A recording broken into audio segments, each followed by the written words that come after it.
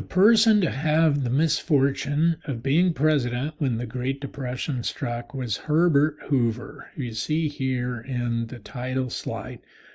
Hoover's an interesting person who was orphaned as a child, grew up in a Quaker family, a Quaker community in Iowa, and that experience shaped his outlook really lifelong.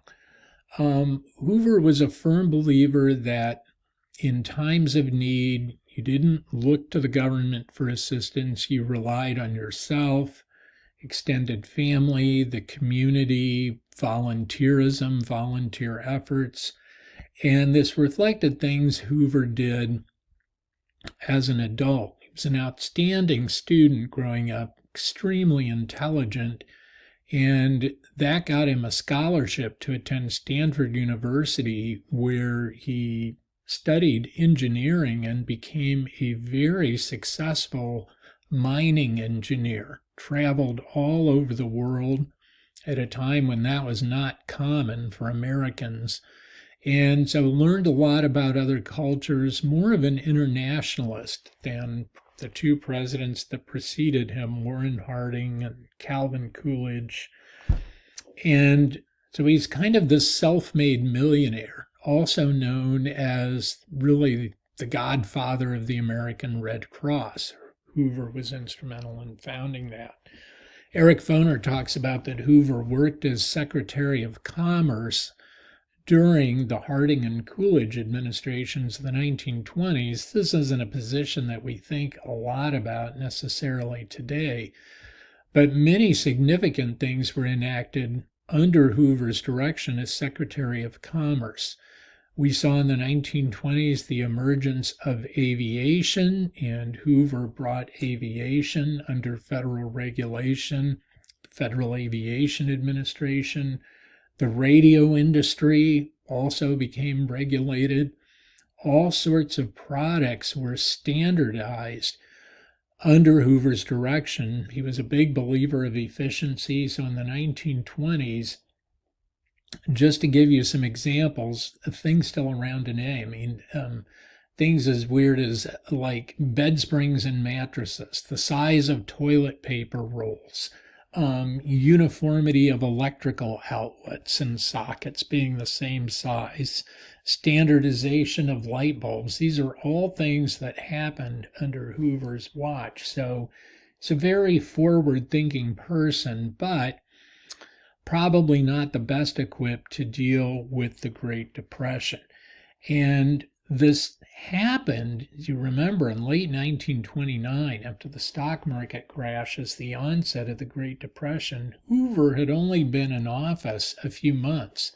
He had been elected in 1928, so came into the presidency early 1929, and the onset of the Depression happens later that year.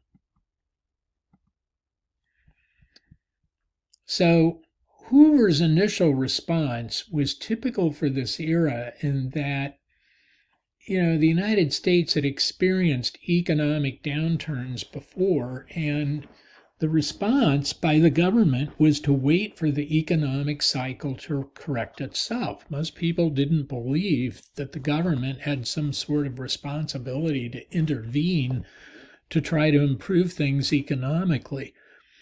But as the Depression continued and worsened, the Hoover administration was pressured to respond in some way, and it's the Hoover administration that really passes the first legislation to respond to an economic crisis. One thing that Foner talks about that was a complete disaster was the Hawley-Smoot tariff. This was legislation Hoover approved that came out of Congress, in which the government imposed a variety of tariffs on a wide range of imported products, and the idea was to therefore boost American products. It completely backfired. Other countries imposed tariffs on American exports. I'm going to talk about this in class a little bit because tariffs have very much been in the news during the presidency of Donald Trump. He's relied heavily upon them, and virtually everything he's said about them and the way they work is false. And so I'm going to talk about that in class. But that was legislation that came out of Congress.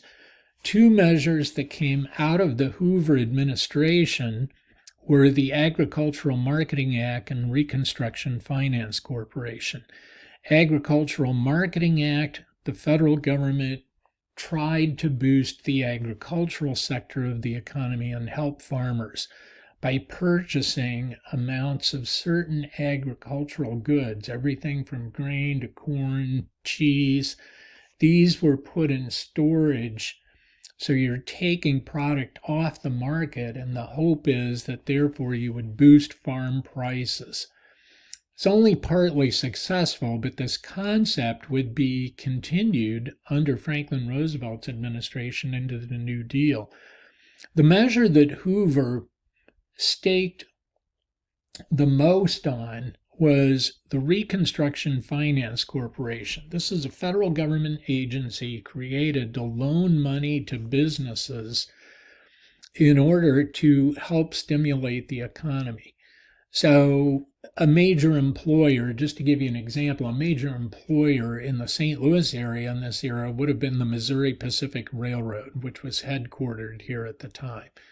Well, if the Missouri Pacific Railroad had sufficient collateral, it could borrow money from the Reconstruction Finance Corporation, and the Hoover administration's thinking is if you can get companies back on their feet, they would be able to hire people back, thereby create jobs and help boost the economy. It was controversial because as more and more Americans were suffering, more politicians and more Americans started calling for the government to do something to help people directly and to put purchasing power in the hands of people.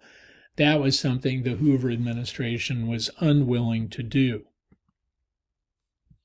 And so as the Depression worsened, as typically happens during times of economic trouble and turmoil, Americans began to blame Hoover. Hoover was his own worst enemy at times in that I mentioned as Secretary of Commerce before he was president, he brought about regulation of the radio industry, but he never really understood how to use radio. He was not a good public speaker. He didn't go on radio to talk to Americans. He didn't express sympathy about their plight. Of course, he was concerned about the Depression. His administration was working on it every day. But he just didn't know how to communicate all that to the American public, and he came to be seen as this aloof person holed up in the White House. He wasn't suffering, and people began to blame him. People would turn their empty pockets inside out and call that a Hoover flag. More seriously is that as millions of Americans became homeless from losing their homes or losing their farms to foreclosure, millions of Americans moved into makeshift hovels built in shanty towns that sprang up around cities all across the United States. You saw these outside large and medium cities, and these are where homeless people are living, and they became derisively known as Hoovervilles.